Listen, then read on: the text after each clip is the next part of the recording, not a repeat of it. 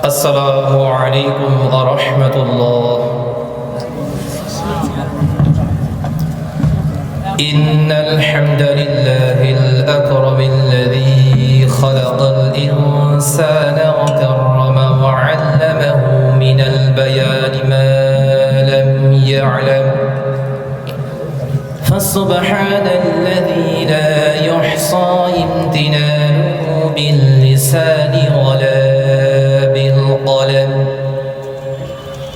نشهد أن لا إله إلا الله وحده لا شريك له، ونشهد أن سيدنا وسندنا وحبيبنا وطبيب قلوبنا ومولانا محمدا عبده ورسوله الذي أرسله بالحق بشيرا ونذيرا وداعيا إلى الله بإذنه وسراجا منيرا. فقد قال الله تعالى في كلامه المجيد وفرقانه الحميد: أعوذ بالله من الشيطان الرجيم. بسم الله الرحمن الرحيم.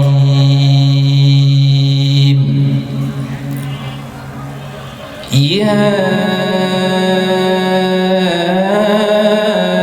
أيها الذين آمنوا اجتنبوا كثيرا من الظن إن بعض الظن إثم، ولا تجسسوا ولا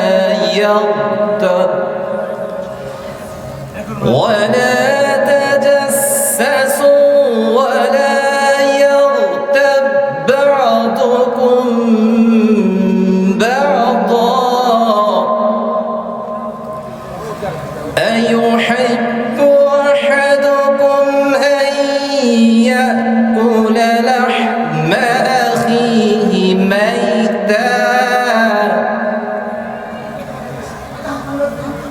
لحم أخيه ميتا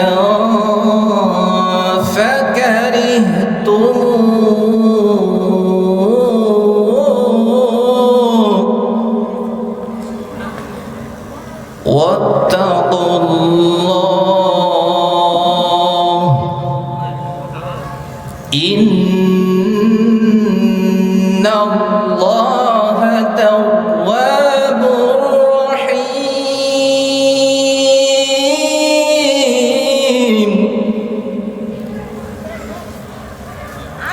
وقال رسول الله صلى الله عليه وسلم: من يزمن لي ما بين لحييه وما بين رجليه أزمن له الجنة، أو كما قال النبي صلى الله عليه وسلم. সকলেই মুহাব্বতের সহিত দরুদ পাঠ করি।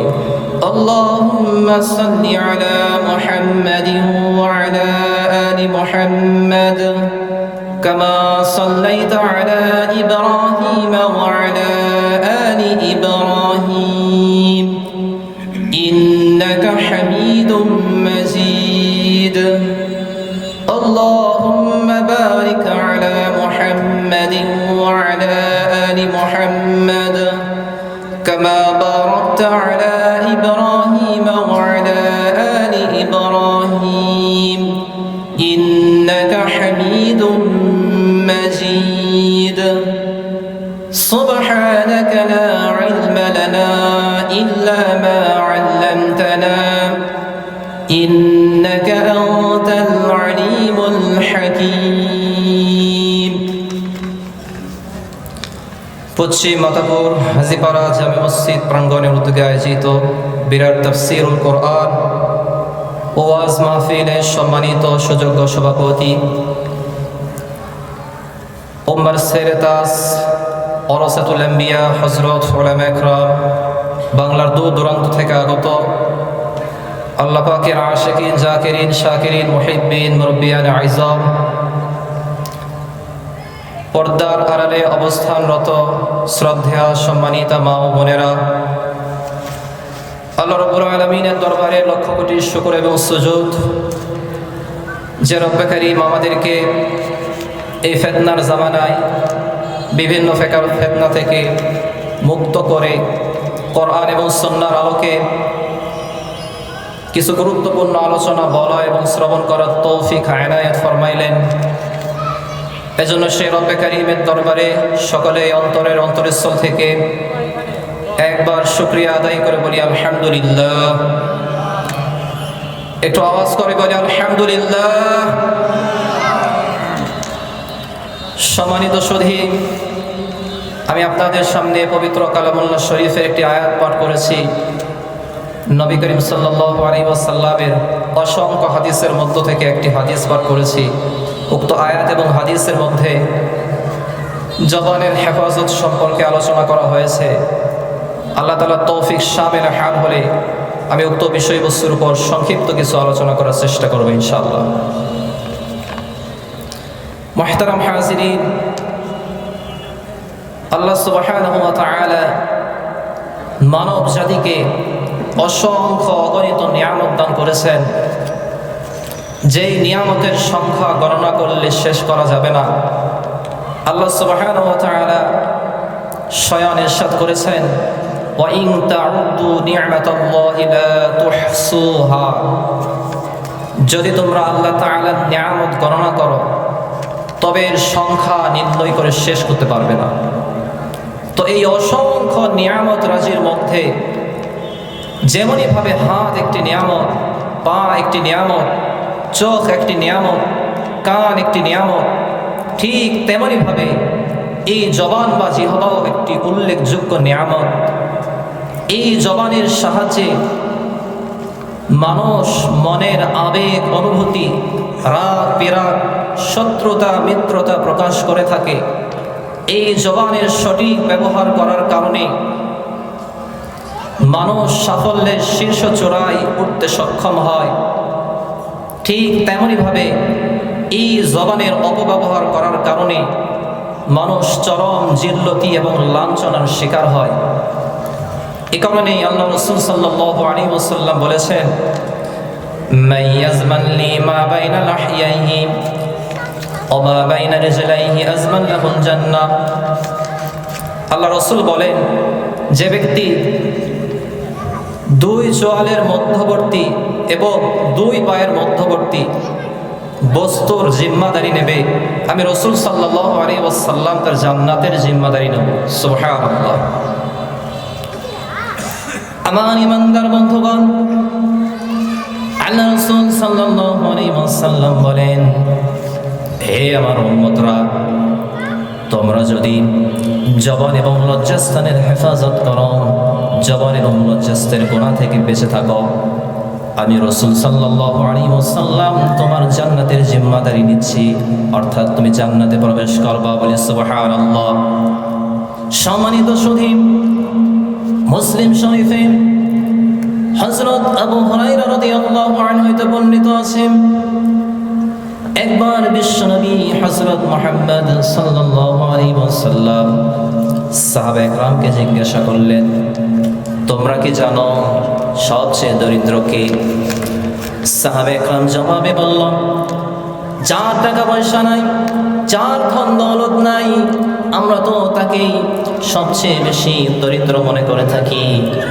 নবীজি সাল্লাল্লাহু আলাইহি ওয়াসাল্লাম বললেন, আমার উম্মতের মধ্যে সবচেয়ে বেশি দরিদ্র হলো ওই ব্যক্তি যে কিয়ামতের ময়দানে নামাজ, রোজা এবং যাকাতের ভান্ডার নিয়ে উপস্থিত হবে, কিন্তু তার অবস্থা হবে এমন যে সে দুনিয়াতে থাকা অবস্থায় কাউকে গালিগালাজ করেছে, কারো সঙ্গে কটু কথা বলেছে, কারো উপর মিথ্যা অপবাদ দিয়েছে, কারো সম্পদ জবরদখল করেছে, কারো খুন ঝরিয়েছে, কারো সঙ্গে মারপিট করেছে। সুতরাং দেখা যাবে কিয়ামতের ময়দানে তার পুণ্য সমূহ থেকে তার পাওনাদারদেরকে একে একে পুণ্য দিয়ে দেওয়া হবে। যদি তার পুণ্য শেষ হয়ে যায় আর পাওনাদার অবশিষ্ট থেকে যায়, তবে ওই পাওনাদারদের যে গুনাহগুলো রয়েছে এই গুনাহের বোঝাটা ওই ব্যক্তির আমলনামায় চাপিয়ে দেওয়া হবে। ফলে অবশেষে দেখা যাবে এই ব্যক্তিটা পাপের আধিক্যের কারণে এক সময় তাকে জাহান্নামের মধ্যে নিক্ষেপ করা হবে। জোরে বলি নাউযুবিল্লাহ। সম্মানিত সুধী, আমাদের জবানের সবচেয়ে একটি মারাত্মক গুনাহ হলো গীবত।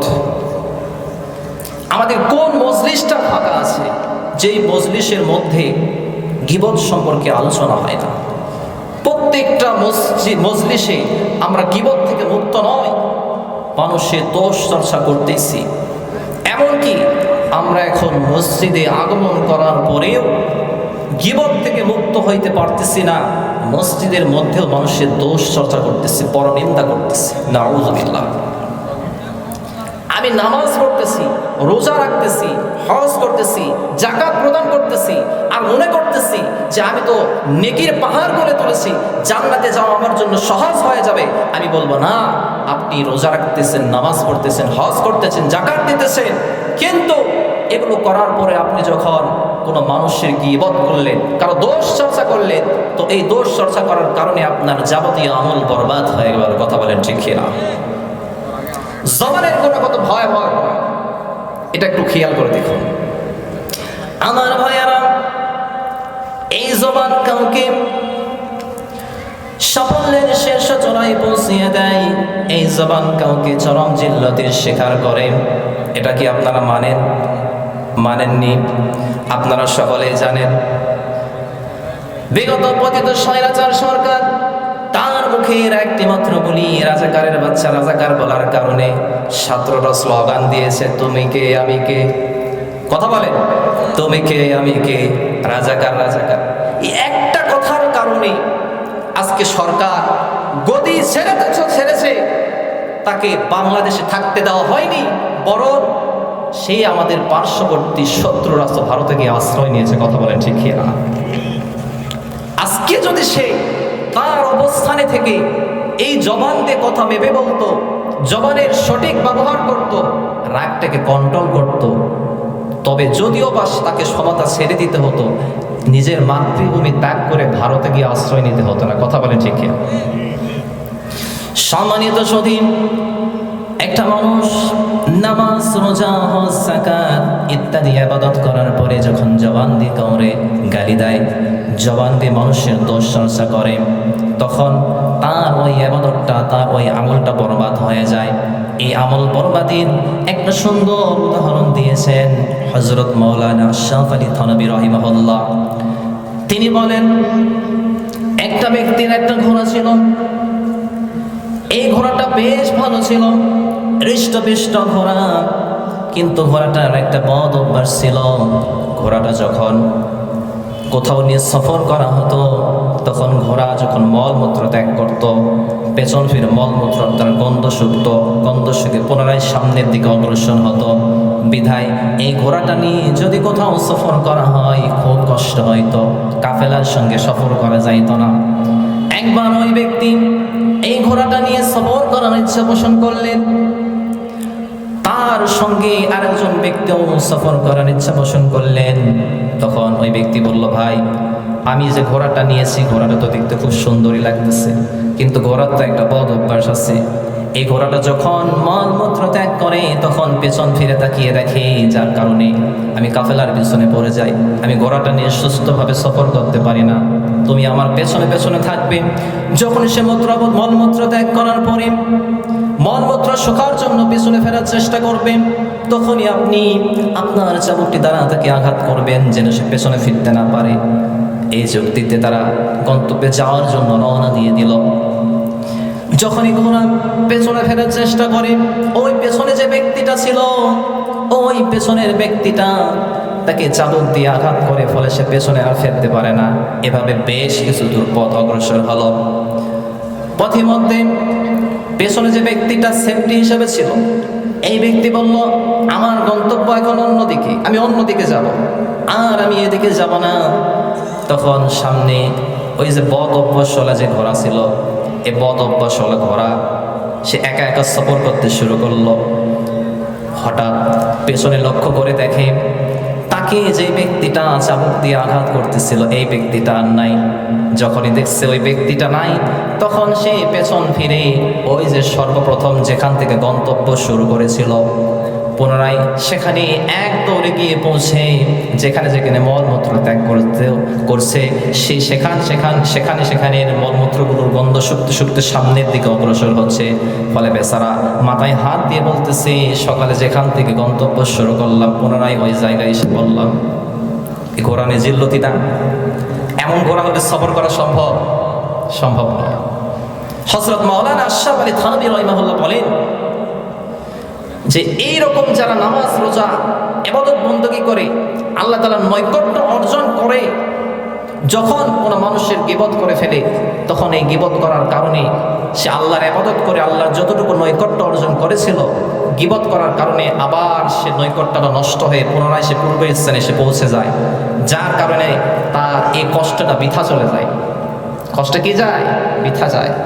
এজন্য জবানের সঠিক ব্যবহার করতে হবে নাকি অপব্যবহার করব? সঠিক ব্যবহার করতে হবে। আমার ইমানদার বন্ধুগণ, আল্লাহ রাসূল বলেছেন, আল গীবাতু আশাদ্দু মিনাজ জিনা, গীবত হলো জিনার চাইতেও মারাত্মক একটি গুনাহ। আল্লাহ সুবহানাহু ওয়া তাআলা কোরআনের মধ্যে বলেছেন, ইয়া আইয়ুহাল্লাযীনা আমানু জাতানিবু কাসীরাম মিনায-যন্ন ইন্না বা'দায-যন্নি ইসমুন ওয়া লা তাজাসসাসু ওয়া লা ইয়াগতাব বা'দুকুম বা'দা। হে ইমানদারগণ, ইজতানিবু কাসীরাম মিনায-যন্ন, তোমরা অধিক ধারণা থেকে বেঁচে থাকো। ইন্না বা'দায-যন্নি ইসমুন, কেননা কতক ধারণা হলো গুনাহ, কতক ধারণা তোমাদের ভুল হয়, গুনাহ। ওয়া লা তাজাসসাসু, তোমরা মানুষের দোষ, গোপনীয় দোষ তালাশ করো না, অনুসন্ধান করো না। ওয়া লা ইয়াগতাব বা'দুকুম বা'দা, তোমরা একে অপরের পশ্চাতে দোষ চর্চা করো না, পরনিন্দা করো না, গীবত করো না।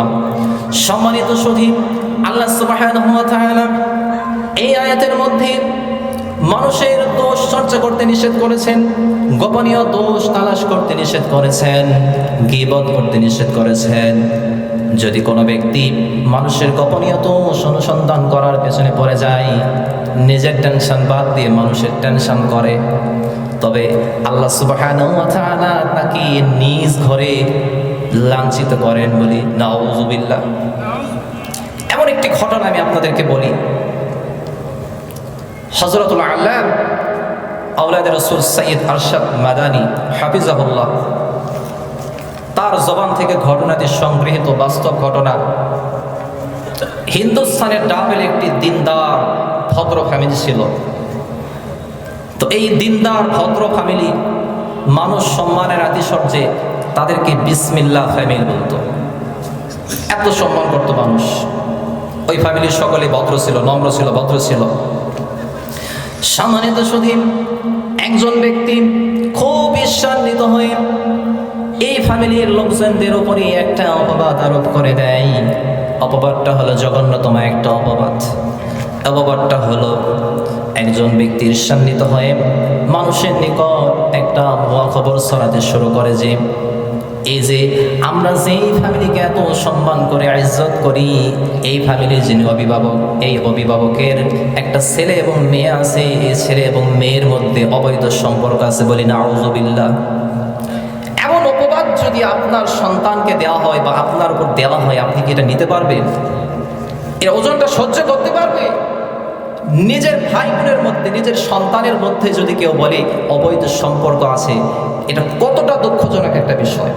এই ঘটনা যখন ওই ভদ্র ফ্যামিলির ব্যক্তিটি শুনতে পেয়েছে, তখন এতটা বাধিত হয়েছে যে মানুষকে লজ্জায় কিছু বলতেও পারে না। বলা যায় নাকি এ বিষয়ে? বলা যায় মানুষকে?